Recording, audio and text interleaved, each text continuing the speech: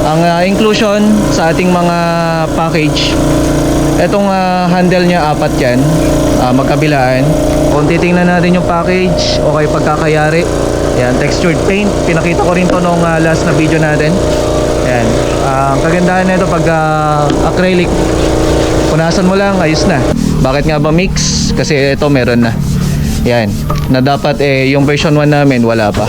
So ang gamit namin dyan, yan, Titanium Premium. So may nakalagay po dyan, Premium. So nabanggit ko na rin to, napakita ko na ng mga last videos natin.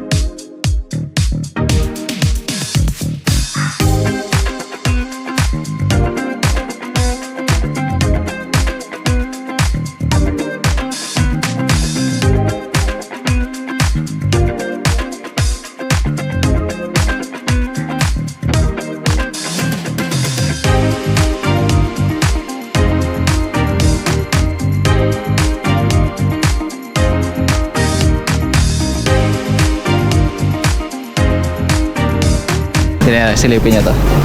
Ayun, no? So nakapag-install na tayo ng WS Turbo handle.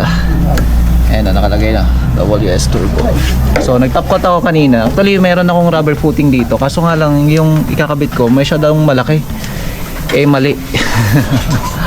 So sabi ko kay Berhel, hindi natin kakabit yan. Antayin ko lang yung maliit na rubber footing, kasi pang sidings talaga yon. Ay, hindi siya footing na, sidings. So yung sa may rubber footing kasi natin, malaki, mahaba, o kaya mas mataas. Okay, so kinokompleto natin yung handle. So ano nga ba yung inclusion ng ating WS Turbo kapag bumili kayo sa amin? Ito yung fittings ng if ever na ipapatong natin yan. So hindi pa natin pwede ipatong kasi kakabuga ko lang kanina ng para sa top coat natin. So flat lang ang gamit yung pintura pagka ganito, para hindi kumbaga para hindi siya sensitive sa lahat ng bagay. Kagandahan niyan, ang gamit namin pintura kasi diyan puro acrylic lahat. So hindi ko na pinalabas. Siguro ipapalabas natin 'yon sa mga susunod na videos. Kasi kanina pagdating ko ng trabaho tayo dito. So sabi ko nga sa inyo akong gumagawa ng textured paint niya. Okay? So handle, ang inclusion sa ating mga package, etong handle niya, apat yan, magkabilaan. So metal handle. Kung gusto nyo naman na yung kahoy mismo kagaya nun, kung sakali, possible din naman, pero mas matrabaho kasi yon. So ang habol naman natin dito, hindi lamang sa look, kundi yung mas mapabilis pa nagagawin kasi ang daming mga pa-orders, no? So siguro iwasan mo, hindi muna kami magtatanggap ng sabihin na natin puro ganito, kahoy. So siguro sa mga susunod na araw o kaya mga orders natin. So plunger, yan, included yan yung plunger natin. So kapag bumili kayo, so ito yung pinakataas niya pag nakatayo na ganyan. Ayan yung finish niya, mga kumusta, no? Na kung saan yung included na to, apat na handle, plunger, tapos yung speak on natin dito na left and right. So dalawa yon. If ever na maglilink ka kung sakali, kasi sa akin nililink ko yan, ginagawa kong 4 ohms kung sakali para isang amplifier na lang. Yun yung ginagawa ko, kaya okay pa din, no? So yung speak on T-nuts, yung T-nut natin, lagayan ng speaker, nakafit na ho yan kung sakali. Ito yung lagayan naman ng speak on natin. Yan. So naka-groove yan. So bali install lang naman na natin yan, madali lang, no? So syempre Yung finish natin, textured paint, acrylic paint. So lahat ng pintura namin acrylic. Ayun o, acrylic thinner, acrylic na pintura, lahat yan. Ito primer ulit to.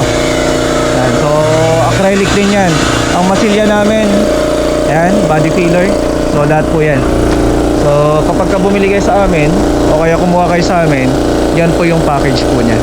So kung titingnan natin yung package o kaya pagkakayari, yan, textured paint. Pinakita ko rin to nung last na video natin. Yan. Ang kagandahan nito pag acrylic, punasan mo lang, ayos na. So yun ang kagandahan niya. Okay, so saka engrave lahat yan, no? Flat yan. Ganon din dito sa may handle natin. So yung version 2 namin, may screen na ho yun, pero ito hindi pa. So mix of version 1 tsaka version 2 lang to. Bakit nga ba mix? Kasi ito meron na. Yan, na dapat yung version 1 namin wala pa.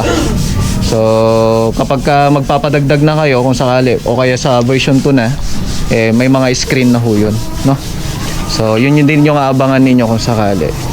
Bali ano pa ba yung mga included dito, peanuts, ayun, kompleto na yun.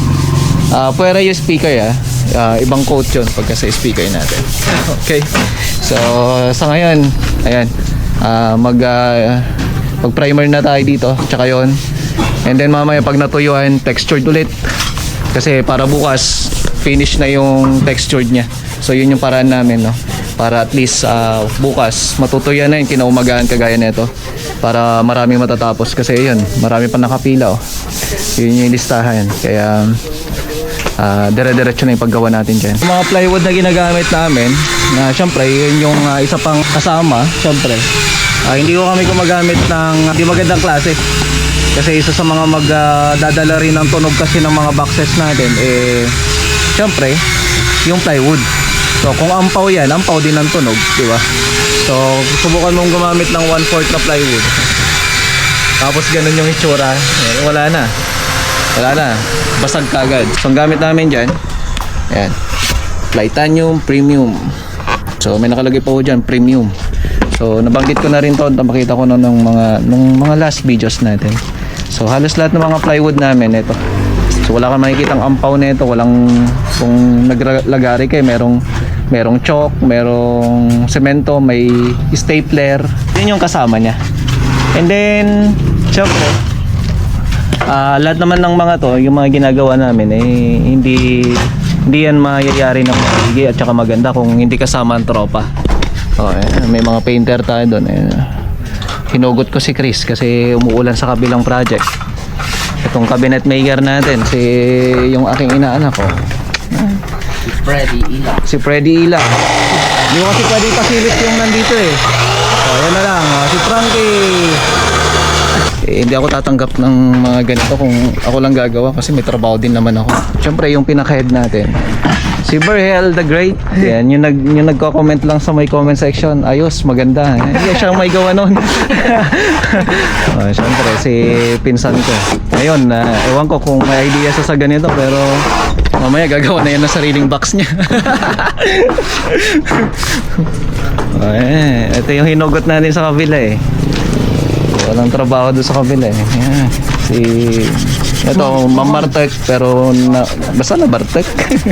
Siyempre si Papa, head natin sa paintay. Yeah.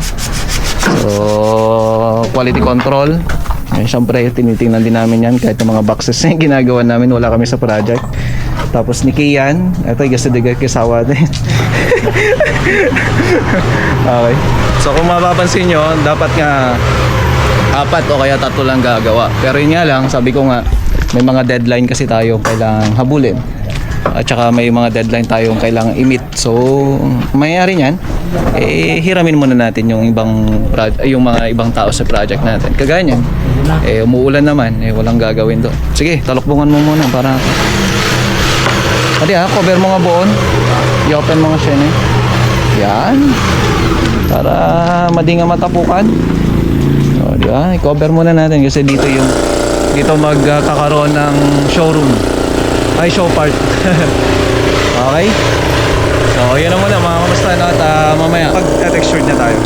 Okay, so all goods na tayo. Ayan o. textured niya. So ayos. At bukas matutuyan na to. So abangan nyo na lang. Okay, so kita-kita tayo ulit bukas mga kamusta na. Maraming salamat sa inyong panonood. So yun yung isa sa mga inclusion din. Siyempre yung quality ng trabaho. God bless everyone.